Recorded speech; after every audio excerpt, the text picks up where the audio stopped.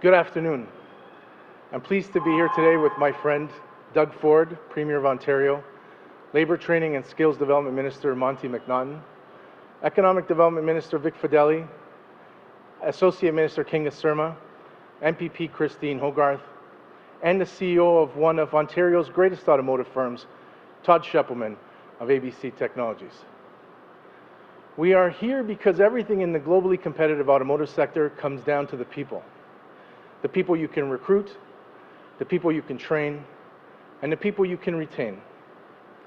Thanks to the support of the Ontario government, Ontario automotive suppliers can find the homegrown talent that will ensure that the future of this sector outshines its great past. For over 100 years, a healthy automotive sector has been one of the greatest drivers of the Ontario economy. Over 100,000 Ontarians work for companies like ABC, and like the millions of face shields made here in this plant this summer, thousands of them stepped up in the greatest peacetime mobilization of this province's industrial capacity in the fight against COVID-19. The strong partnership with this government is central to our making the world's greatest cars here for another 100 years, as well as the face shields, the masks, the gowns, the test swabs, and the life-saving ventilators our families and friends need today to stay safe in a global pandemic. Thank you. And before I pass the podium over to my friend, the Premier, I want to share it personally that the Premier and his ministers were extremely accessible during the COVID peak, and their leadership made it possible for the companies I represent to help keep everybody safe. And that's a personal, heartfelt thank you from me. It's my pleasure to welcome Ontario Premier Doug Ford to the podium. Well, thank you so much, Flavio, and thank you for all the work that you've been doing throughout this pandemic. My friends, Ontario's auto part manufacturers have been a true partner during this pandemic. Ontario companies, manufacturers, they've stepped up. And that's why it's great to be back right here at ABC Technologies. And I'll tell you, ABC has plants all over the place, and I'm happy they have quite a few plants here in Etobicoke North. ABC is helping to make face shields, ventilators, and other medical equipment, and they're building another factory in Brampton. This is great news, so congratulations, Todd, and your entire team. But ABC and many other manufacturers face a significant challenge. They need talent. They need skilled workers to be scaled up and produce these top-notch Ontario-made products. That's why I'm here today with my Minister of Labour and Training, Monty McNaughton, and Minister of Economic Development, Vic Fedeli, along with my Associate Minister, Kinga Surma from Etobicoke. Our auto sector, our advanced manufacturing sector, they are the lifeblood of and we are well on our way. Ontario added 528,000 jobs in June and July. $2 million investment for our partners in the Auto Parts Manufacturing Association to create over 660 internship opportunities working with its members. We're also supporting training and retraining programs at Fiat Chrysler and Ford, just to name a few. These are incredible projects that will help young people pursue a career in the skilled trades. We're also helping job seekers upgrade their skills through our courses at George Brown, Humber, Sheridan, Centennial, and Seneca colleges. I always say, we have the people, we have the resources. We can make anything right here in Ontario, whether it's cars, planes, trains, or the state-of-the-art ventilators and N95 masks. And we're ready to train the next generation of innovators, entrepreneurs, and skilled tradespeople. My friends, Ontario is Canada's workshop. We are a manufacturing powerhouse. With these investments in our people, nothing, absolutely nothing can stop us. Thank you, and God bless the people of Ontario. Now I'll hand it over to Minister McNaughton.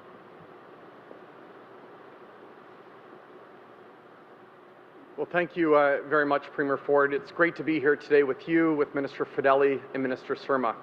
I'd like to also thank ABC Technologies for hosting us, and the representatives of the Automotive Parts Manufacturers Association and the rest of you who are here with us today. Ontario's automotive and manufacturing sectors are such important pillars of our economy. And to grow our economy, especially now, we need workers with the right sets of skills. That was true before the pandemic, but even more so today. As we carefully reopen our economy and employers start to hire again, they need to find workers who are suited for new types of jobs. They may have had to shift their production or upgrade to new technologies and processes, which will require new skills. And to excel in these new jobs, workers, job seekers, and even students in college or university will need to upgrade their skill sets. This is about creating a talent pipeline that satisfies employers' needs. That's why, as the Premier mentioned, we're investing this $9.3 million in 11 fantastic auto and advanced manufacturing training projects right across the GTA. For example, the Automotive Parts Manufacturers Association runs a project that will create 669 hands-on learning opportunities. Several public colleges in the GTA are contributing as well. They've developed tailored courses that train laid-off workers to do things like operate state-of-the-art computer-controlled machinery. These new courses deliver high-quality training in a very short time frame and give workers and students an impressive credential and a great shot at landing a job. And as we've seen time and time again, jobs change lives. Thank you. I'll now invite Minister Fedeli to say a few words.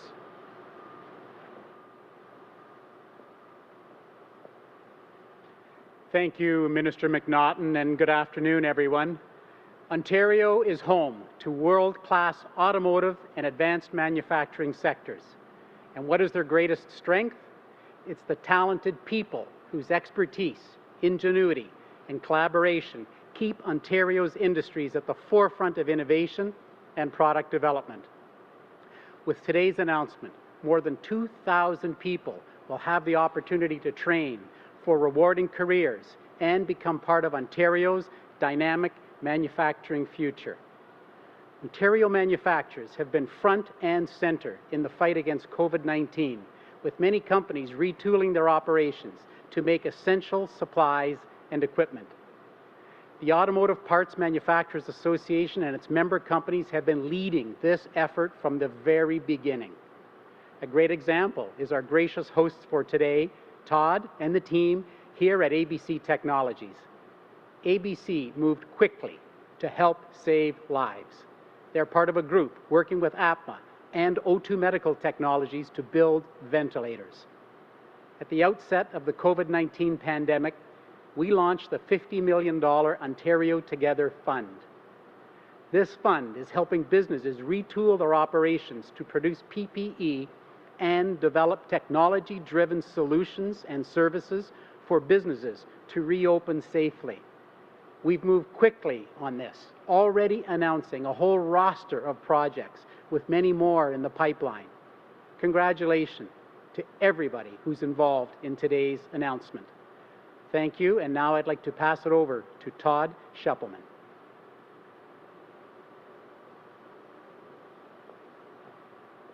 Thank you. It's an honor to be hosting today's event at ABC Technologies' MSB plant in Etobicoke.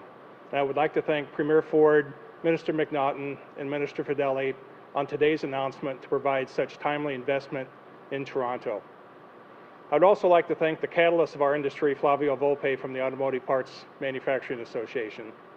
I also recognize representatives of the Ontario automotive industry from Magna, Linamar, Martin Rea, the Woodbridge Group, AGS Automotive, Acetronic, and the Canadian manufacturer and exporters, and Unifor.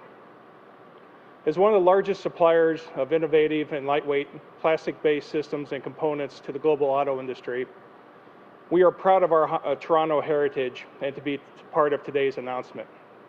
On behalf of ABC's 7,500 employees globally and 3,000 employees in the GTA, we thank the Premier and his team for their continued support to make Ontario-based manufacturing leading edge, competitive, relative, and world-class.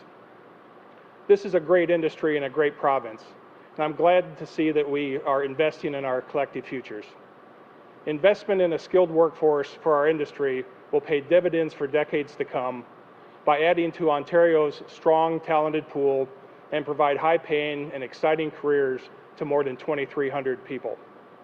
Partnerships such as this are what is required to keep us at the forefront of the rapid changes facing our businesses at all levels. Our industry looks forward to working with the Premier and his team to continue to drive prosperity in Ontario and create needed skill sets within automotive and advanced manufacturing companies. I look forward to meeting with you again and appreciate you coming to ABC Technologies today. Thank you. Okay, we'll go to the phone line for questions. Just a reminder, it's one question, one follow-up. Great. Thank you, Todd. First question, please. Your first question comes from Robert Benty with the Toronto Star. Please go ahead. Hi, Robert. Hi. Labour Minister. I just wanted to ask about this decision by the 4 teachers' unions today to file challenges with the Ontario Labour Relations Board over their concerns about the back-to-school plan, which is, of course, 2 weeks away.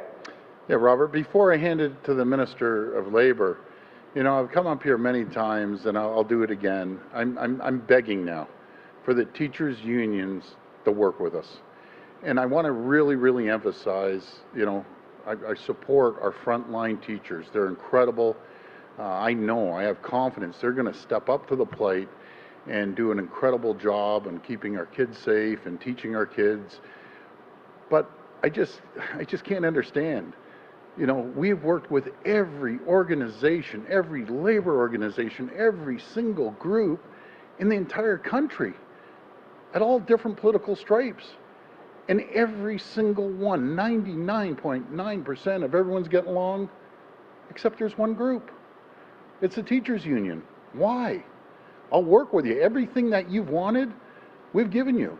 We've put $1.6 billion into education, more than anyone, more than anywhere in the country, in any ministry. You wanted ventilation, we got ventilation. You wanted more money for teachers, we got more money for the teachers. We went up and got the reserves. We have more cleaning. We basically covered every single list. And I'm just asking, just once, for your cooperation. And Robert, I got to tell you a story. I've met so many teachers on the road. And almost every single teacher comes up to me, and the first comments out of their mouth, I apologize for the way the union is acting. That says it all. So, message to the teachers, I think the world of you. I have all the confidence in the world in you. And I know you're going to do an incredible job for our kids and get through this start as safely as possible. I'll hand it over to the Minister now. Thank you.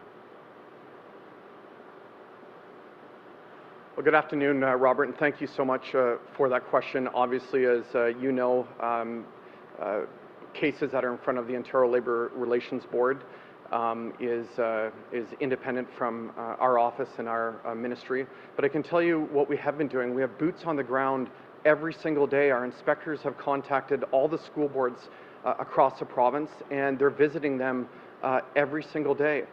As well, I'd like to point out that, you know, during this pandemic, we've helped literally millions of workers across the province either stay on the job during COVID-19 or return back to work. And we've had great success here in the province of Ontario, employers and employees working together to protect the health and safety of the public and every worker in this province. Look, my role is clear as a neutral overseer of labor relations and the Health and Safety Act. But the law is clear, and employers across the province realize that the Occupational Health and Safety Act says that employers have to protect their workers from hazards on the job, as well as infectious diseases like COVID-19. And we've had great success in the province of Ontario in thousands and thousands of workplaces doing that, and we're going to do that in schools as well. Follow up? Yeah, and back to the Premier. I wanted to ask on a different subject. The House is set to come back mid-September. Yes. Have you given any thought to proroguing so that you can have a throne speech and reset your agenda given the new reality that you're facing? We know that the finance minister is going to have a budget before November 15th. We know that it's going to be record high deficit. Have you given any thought to prorogation, and if so, why? If not, why not? Well, we aren't going to prorogue. We need to be there working around the clock, and we all have been working, even if we aren't in Queen's Park, but we have a lot of items to get done, so we won't be proroguing. We'll be working all the way through. Next question. Your next question comes from Lucas Meyer with News Talk 10. Hey, Lucas. Thank you, Premier. Also on education, we are seeing quite a bit of chatter online, which doesn't seem to make any sense to me, is this whole discussion about potentially collapsing classrooms. Either, you've got a number of students that don't come back, so you have a class of 3 where there's, 10 or 5, 7, or 8 or what have you, and then you put them all into one class, or even collapsing by grades 4, 5, 6, put them all in one class. This seems to make no sense based on what everybody is trying to achieve here. So very simply to you, are we going to see collapsed classrooms either by the same grade or different grades come September? Well, Lucas, I have a rule of thumb, and this is for the people at home. Don't believe everything you hear online and on Twitter and all the rest of the nonsense. Believe what you hear at the press conferences. Believe what you hear, the message through the minister or government officials. But what we're doing, we're giving the boards of educations the authority to make sure we have a safe classroom. We're giving them the funding. And what is good for Kenora is not good for Kitchener. That may not be good for Peel Region or Toronto. So again, I had a conversation with all the directors of the boards of education along with all the chairs, and I have confidence in them. I know they're going to do a great job, and they're going to work their hardest to make sure their area is suited to bring the kids back in the most safest way possible. So no, I haven't heard that. Not saying nothing's going to happen. I'm just saying I've never heard of that. But again, that's up to the individual boards. Follow up? Okay.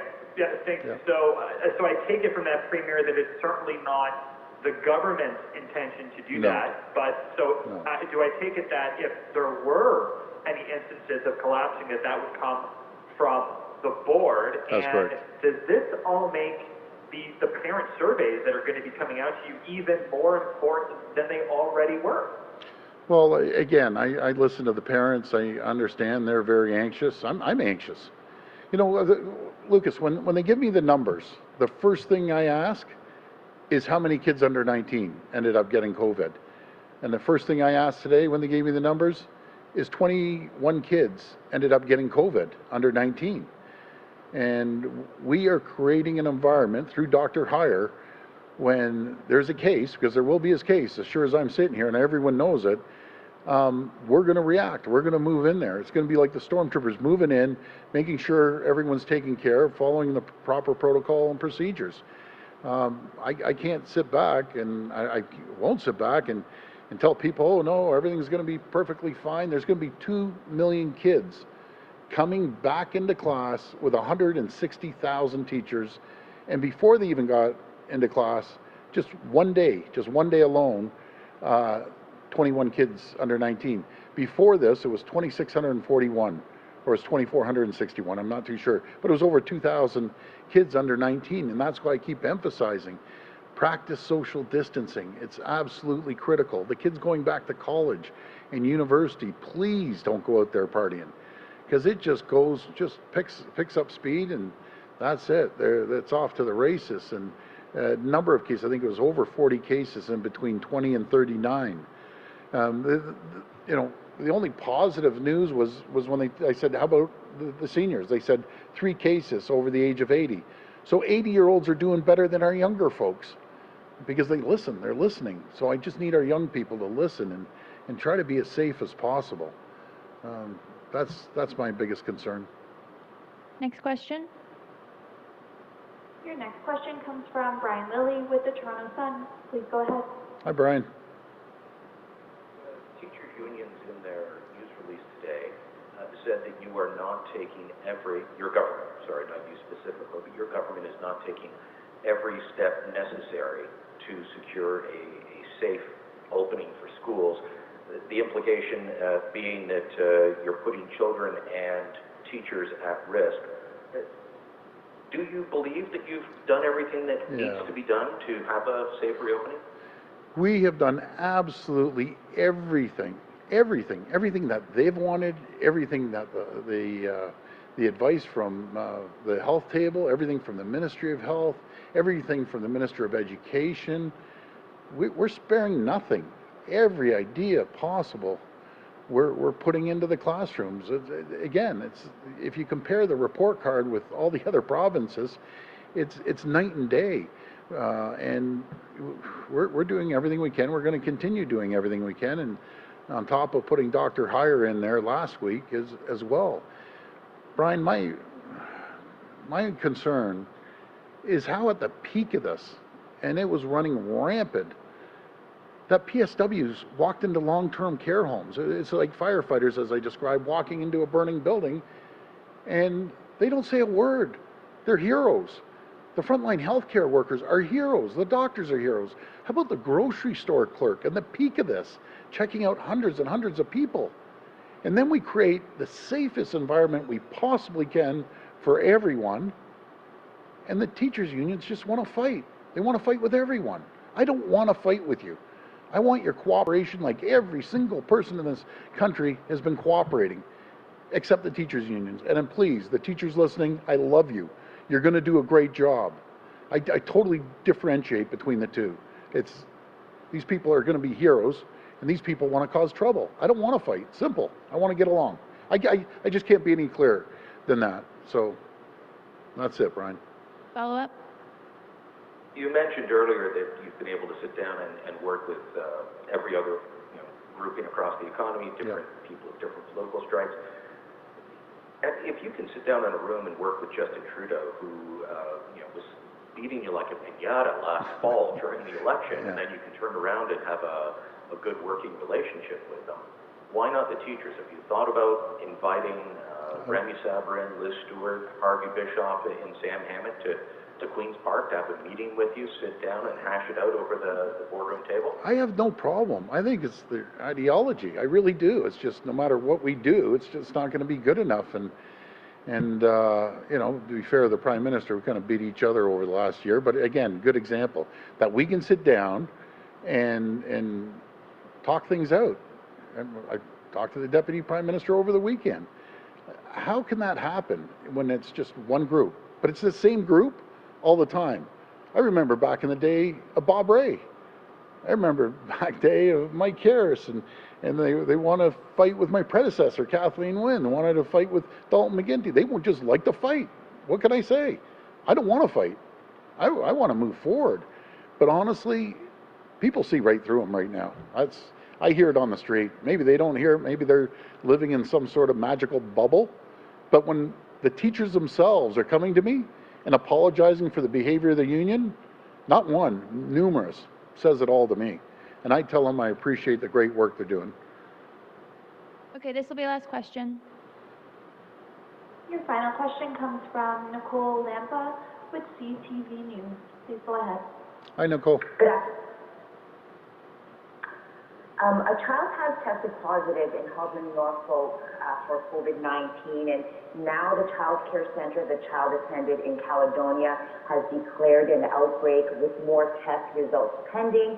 And this child care center is in a secondary school, and this comes just days before school starts. What do you say to the impacted parents in Caledonia and across the province who are concerned about this and more outbreaks like this when school starts?